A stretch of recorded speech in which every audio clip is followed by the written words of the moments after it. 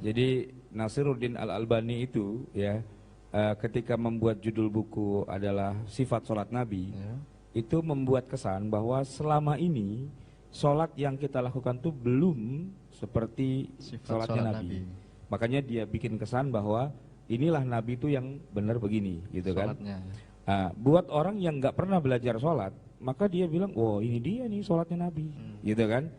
Dia nggak pernah belajar sholat sebelumnya, jadi begitu sadar-sadar gitu kan, tahu-tahu ketemu buku itu, ini dia yang paling benar dan semua orang itu sholatnya nggak ada yang benar, cuman ini doang, geografi dan sebagainya gitu kan. Sekarang kalau kayak Albani itu, coba sebutkan nama gurunya, nggak usah banyak-banyak deh, 5 aja gitu, nggak ketemu, nggak ada gurunya. Gurunya adalah buku di perpustakaan. Nah itu nggak bisa dijadikan sebagai guru. Kalau emang cuma begitu, saya bisa masuk perpustakaan nasional, saya foto, ini semua nih buku nih guru saya nih. Ini yang bilang begini nih antum apa ulama lain, Ustaz? Iya, saya dan ulama lain banyak. Gitu ya. Ya yang sekarang ngomong saya gitu ya. Jadi maksud saya begini, kemujtahidan seseorang itu ya bisa dinilai ya dia mujtahid, bisa dinilai tidak, itu kan tergantung dari banyak orang itu kan yang melihat di sekelilingnya. Nah kita tinggal perhatikan saja berapa banyak yang bilang dia mujtahid dan berapa banyak yang bilang tidak. Tapi kalau beliau sebagai ulama bisa kita sebagai Syekh Al-Albani يمثل في الحقيقة ظاهرة حديثية تحتاج إلى كثير من التأمل وتحتاج إلى كثير من إعادة النظر بعدة أسباب. السبب الأول أنه رحمه الله لم يتلقى منه على الإسلام وليس له شيء في الحديث ولم يجلس خط بين يدي الأستاذ ولم يقرأ الحديث على شيء. وعلوم الحديث الأساس فيها التلقي والأساس فيها أن يكون الإنسان قد تخرج من هذه الصنعة على الأساتذة.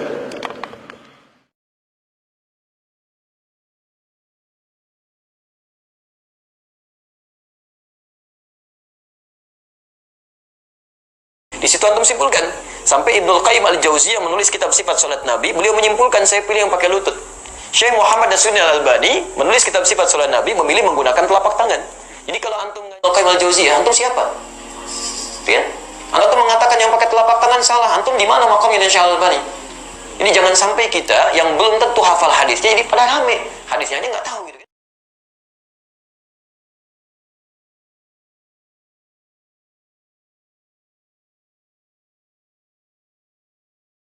Ada maktabah dohir ya. Tentu semua orang masuk maktabah. Ya, dan di situ beliau terkenal selama 8 tahun tidak pernah keluar dari maktabah.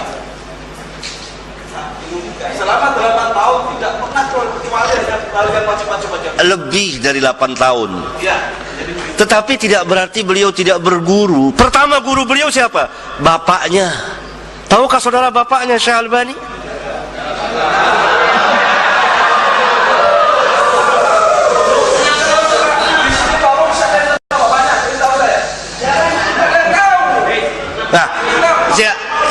Nah, saya mau jelaskan enggak? Yang lain diam, sila duduk. Saya sekarang mau jawab sekarang. Saya mau jawab apa yang saudara katakan sangat besar sekali. Saudara bertanggung jawab dunia akhirat. Mengatakan begitu terhadap Syekh Albani. Sebagaimana hadis Rasulullah SAW dalam sebuah hadis sahih, man qala fi mu'minin ma laysa minhu asqalallahu adghatal khabar. Barang siapa yang mengatakan terhadap seorang mukmin apa yang tidak ada padanya, maka Allah akan tempatkan dia di radghatal khabal. Saya akan jawab. Tenang. Tadi saudara sudah punya hak untuk bicara. Kalau kapan saya akan menjawab? Itu. Iya kan? Itu. Saya akan memberi jawaban. Itu. Jadi Syekh Albani gurunya banyak. Pertama satu saya tunjukkan bapaknya seorang ulama, seorang alim, belajar dengan bapaknya, belajar membaca kitab-kitab fikih dan lain sebagainya. Kemudian beberapa ulama dan beliau mendapat ijazah. Saudara baca di kitab biografi beliau, jelas nyata terang yang ditulis dan atas persaksian beliau. Ini saya ingin membantah saudara, agar saudara membaca balik. Adapun yang sakab dan lain sebagainya itu pembicaraan lain, karena mereka adalah termasuk ahlul bidah menurut ahlus sunnah wal.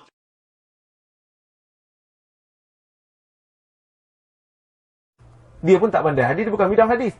Albani kata sahih, boleh taklid dengan Albani. So benda ni, zahirah ini atau fenomena ni jadi biasa oleh penuntut-penuntut orang yang bukan bidang hadis. Bukan sebab dia tak suka dengan Albani dah, tapi sebab penilaian Albani itu senang untuk diakses. Penilaian Albani itu senang untuk didapati. Dia nak pergi buka Ibn Mulaqin, Al-Badrul Munir, belum tentu ada. Susunan pun susah nak cari hadis. Jadi dia ambil Albani senang. Sebab itu je yang ada. Jadi itu sebab Albani punya penilaian tu glamour. Sekarang ni barulah orang nukil pasal penilaian Syuaib Arnaud. Sebab Syuaib Arnaud membuat untuk kutub khamsah. Nasa'i dia tak buat. Tapi Albani buat 6-6. Tak nak tanya pada dia. Anda kata, okey, entah kata nak ambil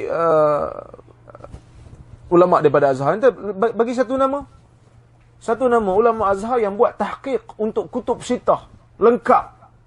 Kutub sitah tak boleh lah sebab Bukhari Muslim tak boleh nilai. Sunnah Arba'ah secara lengkap. Tolong bagi satu nama daripada Azhar. Kita bukan nak rendahkan Azhar, tak. Tapi kalau entah kata tak mau dah dengan Albani, okey, bagi satu nama daripada Azhar. Mungkin kita boleh guna penilaian dia. Tak ada. Kita marah dengan Albani. Kita kata, apa ni sikit-sikit Albani? Dah kita tak buat apa. Kita tak buat apa pun. Kita tak buat kerja macam Albani. Syekh Syuaib Al-Arnaud rahimahullah baru meninggal baru ni guru. Dia banyak benda dia tak setuju dengan Albani. Banyak penilaian dia tak setuju dengan Albani. Terutama dalam bab fiqh. Memang dia Hanafi. Albani lawan Hanafi kau-kau kan. Dia kata aku tak setuju dengan Albani banyak benda, tapi dia kata kalau korang nak jadi macam Albani, korang kena buat macam mana yang aku sebut.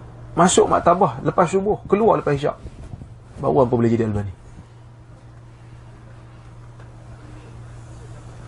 Khadimus sunnah. Orang yang berkhidmat untuk sunnah. Ada benda kita tak setuju dengan dia, tapi jangan tolak semua benda. Dia buat khidmat untuk sunnah ni bagus. Kan? Itulah.